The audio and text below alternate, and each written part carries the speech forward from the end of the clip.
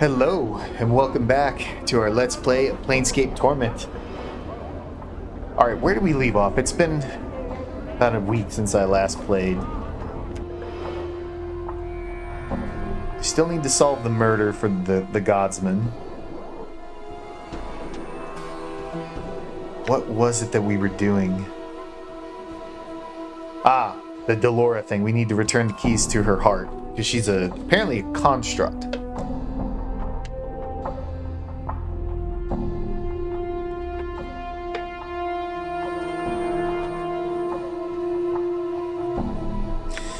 So...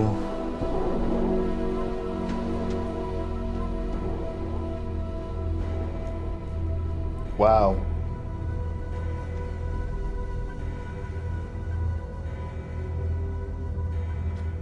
Okay, so that's where Reekwind put all of his stories when he wrote them in our journal. Makes sense. Journal, right?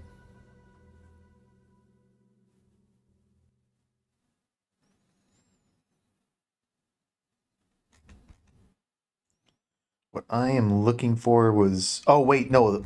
We needed to get a potion to help that guy to forget so we can get the keys for Delora. And we came back here... okay, got it. We came back here to get that curse off Reekwind.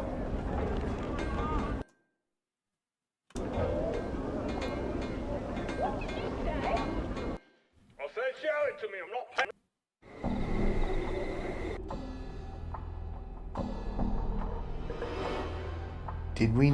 apothecary, there we go. I'm gone.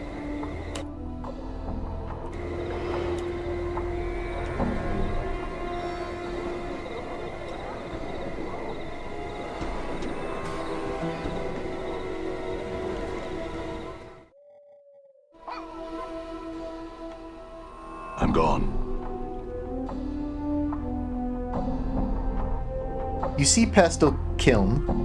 He, or they, is as eerie to look upon as ever, as his flesh constantly changes and crawls across his face and body. Alright, we're back. I wanted to purchase something.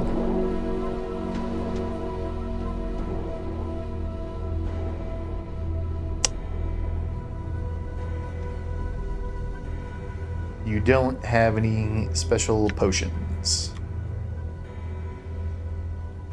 Unfortunate.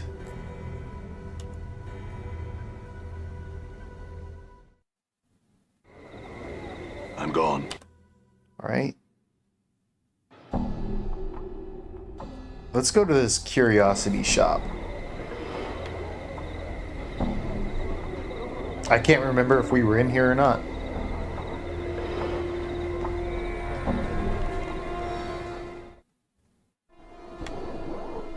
All right. Standish. Hello, sir. This downtrodden little man scurries about the Curiosity shop, dusting, cataloging, and moving things about for the place's proprietress. You notice he smells faintly of onions.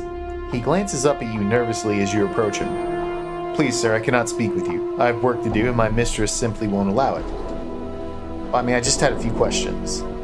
Sorry, sir, but I can't. Please leave me be before my mistress notices me talking to you. Your mistress? The little man nods. Yes, Mistress Rishchika. I am Standish, her servant, her slave. I committed a crime and was sentenced to slavery, then purchased in the lower ward. Like many of her slaves, most of whom she keeps at her manor. Now please, I beg you, leave me be or she'll become angered and beat me unmercifully. God damn. Alright, farewell. Alright, Vrishchika. I like Vrishchika. Well, fall from grace, or whatever it is you call yourself now. Truly a pleasure to see you. What do I owe the honor of your visit? I thought that you rarely trafficked among our kind anymore. She glances at you for a moment, with the same faint sneer. Or is your assignment here almost finished? Fall from grace. I do not know what assignment you're referring to, Vrishchika. though your presence here brings with it many questions. Last I heard, you were a standard bearer for the company of the Vulture. How did you come to Sigil? She replies curtly, firing a question back like an arrow. By choice? And you? That's a great description. She replies curtly, firing a question back like an arrow. By choice? And you? Where will your orders take you next? She suddenly turns to you. You see, little man? Vrishtika smiles, as if savoring the words. The best temptress is one that can make you buy into the illusion of being both promiscuous yet virtuous at the same time. A prostitute priestess, as it were. Mistress Grace is among the greatest. She turns to fall from grace. Are you not? You would not think that a score thousands of years of slavery had. You would not think that a score thousand years of slavery had left their scars, no? Watch who you call little man, bitch. Fall from Grace speaks with a coldness you've never heard before. The air almost becomes ice as she dissects Vrishtika with her gaze. That is enough. Very well. Though you're the ones who came into my emporium, Vrishtika looks at you. Yes. She gives you a quick half bow. Welcome back. Here to buy something? Okay, I guess we have been in here before. I have completely forgotten. Like I said, I haven't had much time to play, and it's been about a week or so since I've last played. Yes, I am here to buy something. Would you care to examine the weapons and charms, or some of my more exotic acquisitions? What exotic items do you have again? Vrishtika smiles as you look at the various shelves in the middle of the shop. If you see nothing you like here, there are more items towards the front and back of the store as well.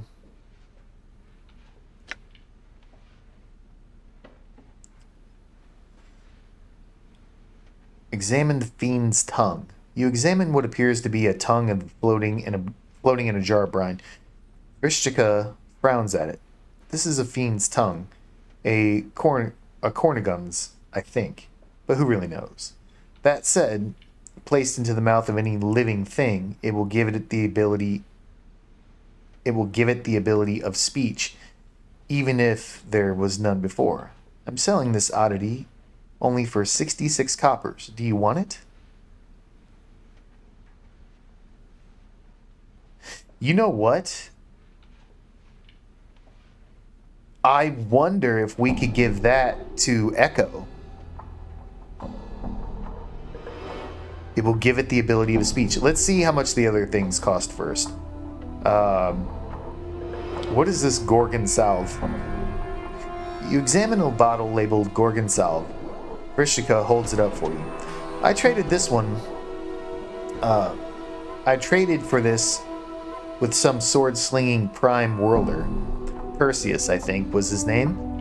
Smeared onto the surface of any being turned to stone, it will revert them to flesh. Only 100 copper commons. That does sound like a bargain.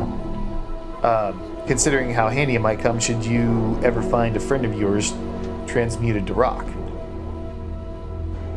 Okay. How about this metallic cube figurine? You examine a small metal replica of a cube-like creature with huge eyes on its faces. This toy has 2 legs, 2 arms, 2 folding wings, and at least 18 points of articulation. Risticum smiles as you pick it up.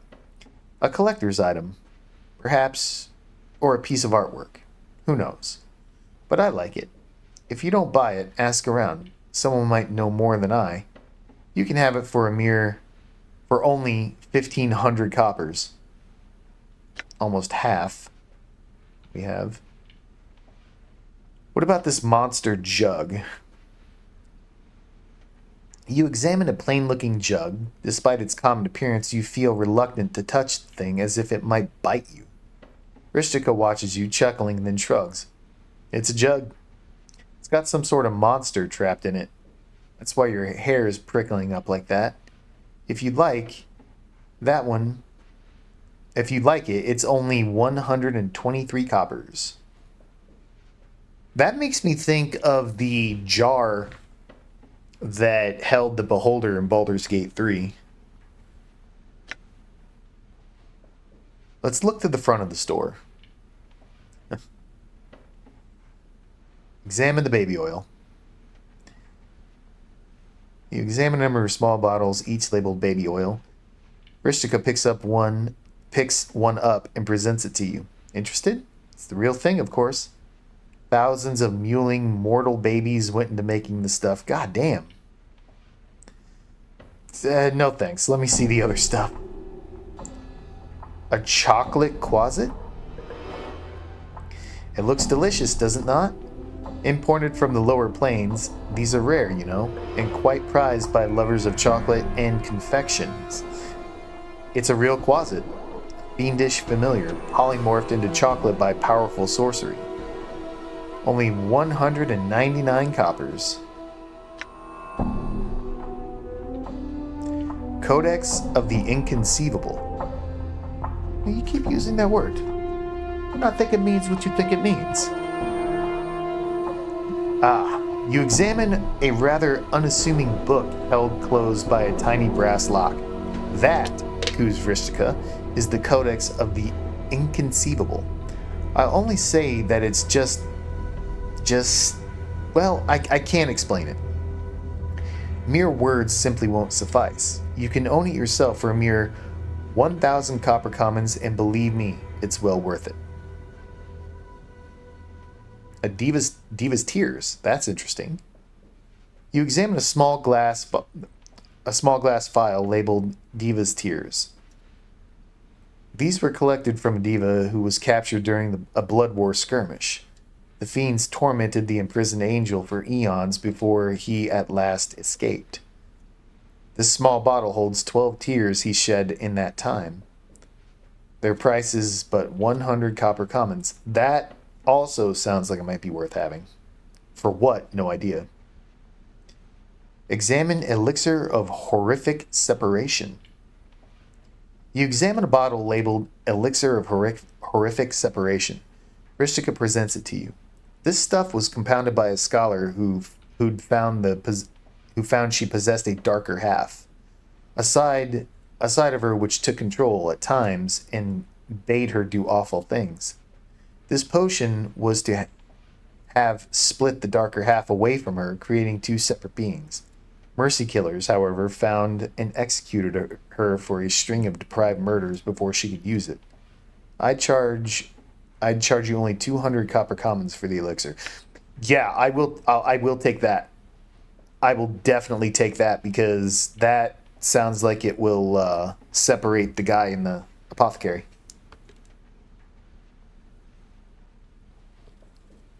How much crap do you have, woman? You have the front. You had the stuff at the beginning. Now the front, the middle, the back. Oh, the middle was the first one we looked at. Never mind. A stained lens. What is this? Jesus. You examine a stained ground glass lens, the width of your hand, held in brushed steel ring. A small geared protrusion coming off the ring makes it look as if the lens should attach to some sort of clockwork machine. It smells faintly of horrible perfume. Ristika holds it up for you. I have no idea what it really is, but it radiates fairly powerful magic. An old soldier named Geesis brought it up to me from the lower plain battlefield. He'd murdered his own men in order to escape his tour of duty there, and brought me a number of interesting items he'd collected over the course of the campaign. I've kept it mostly as a conversation piece, though you may have it for 149 coppers if you'd like. I saw this Geesis guy somewhere.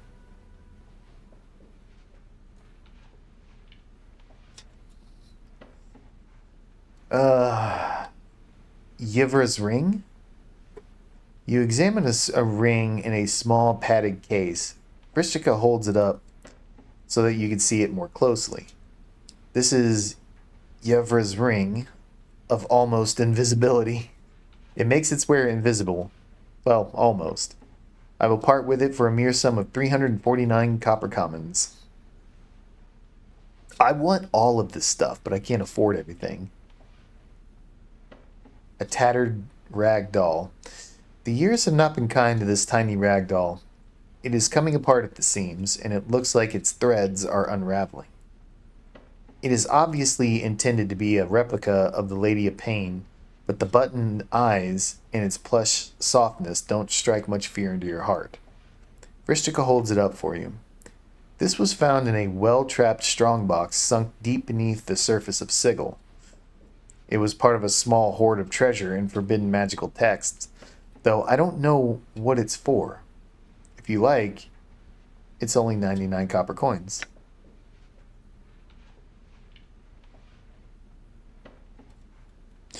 Rune-covered ale stein.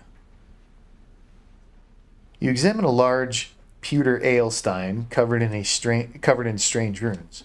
Vrishtika holds it up for you so you see more closely. An ale mug of unusual manufacture, which keeps its contents, usually beer, of course, icy cold, whatever the surrounding temperature. 299 copper commons, and you'll enjoy this frosty ale. Enjoy the frostiest ale you've ever had outside a paraplane of ice. Man, I'd love to have one of those in real life. When I drink beer, I tend to drink it fast while it's cold. I don't like beer sitting around and warming up. Man, I didn't see anything that would make anyone forget. But let's take this fiend's tongue. We'll take that. Let me see your weapons and charms.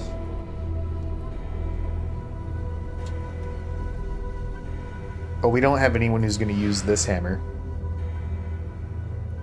But I like it. I think that would be great for a playthrough as a warrior. Teeth of the Fire Drake. Immunity to fire. 3 to fire damage. I mean, that's clearly for Mort. Yeah, that's cool. Too bad I don't have enough for that. I wonder if I could steal it. Scroll of Cloud Kill. I would love to have that. It's a level 5 spell. Immune to Panic. 1 strength. We don't have anyone using missile weapons. Plus 2 damage. Plus 2 to missile weapons. Magnifying lens, 10 to lore, minus 2 damage, minus 2 to missile weapons.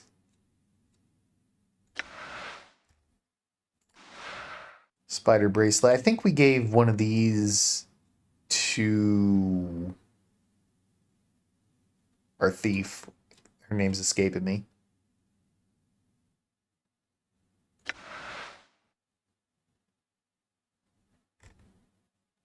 Ashes of Pabulum. Usable only by Nameless One. Not usable by mages, so this is not for us. To unlock the power of these ashes, the only one needs to point the index finger, blah, blah, blah. So this summons something. Summons Trellens, okay. Heart of the Fosterer. Summons usable only by evil and neutral characters. Summons Somain. No, we can't use it. Let's...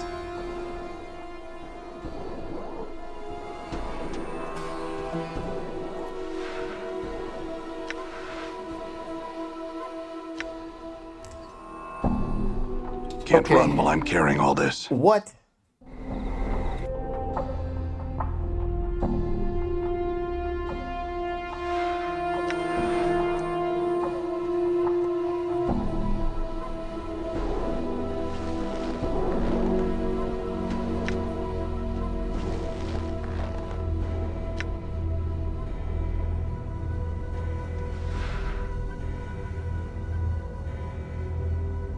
Where did I get this? Oh, it's cursed.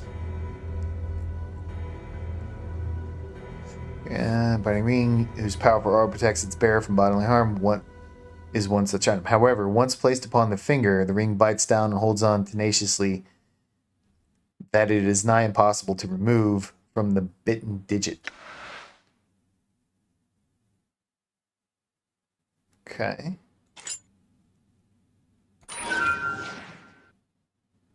Yeah, I mean, I'll take it all day. Give me +2 AC. Done. I really want to go back and buy everything there, but let's go see if we can give this. Actually, no, to the apothecary first. What is this? A shadow? Uh-oh.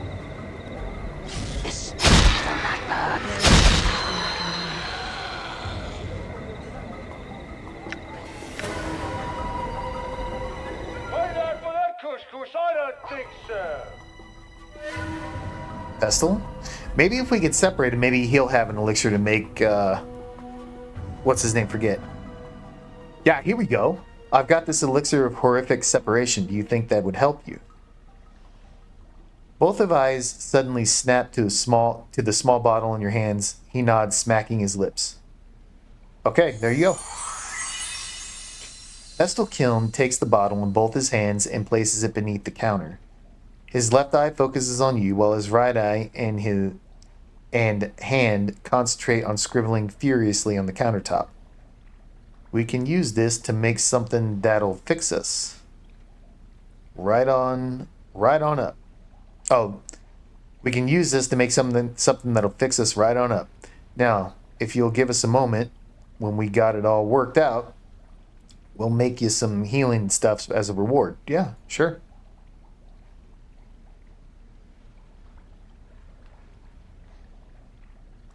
Pestle, and there's Kiln.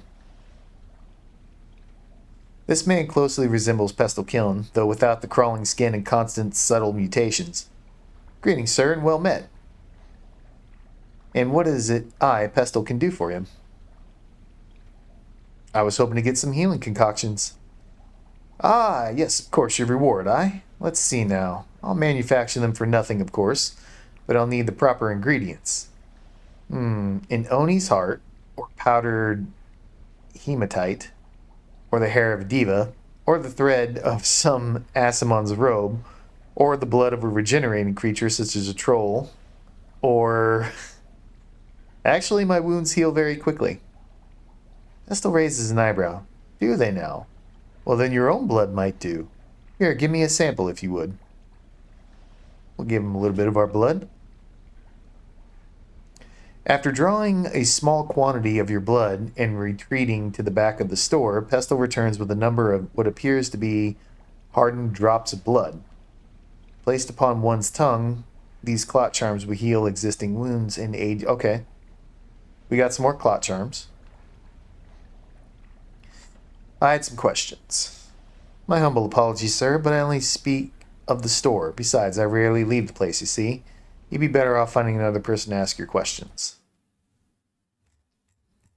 Alright. Can I sell anything? He gave us 10 clot charms, though. That's not bad.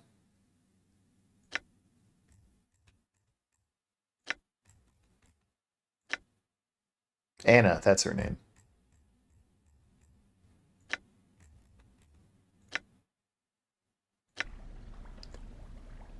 Can you give me something that'll make this guy forget?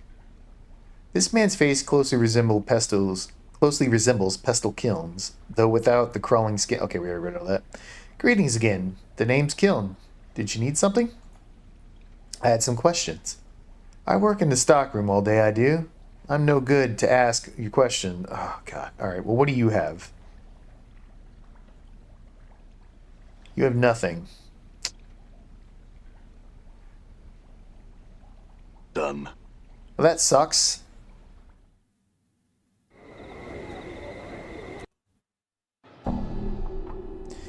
Let's see if we can go give this tongue to Echo.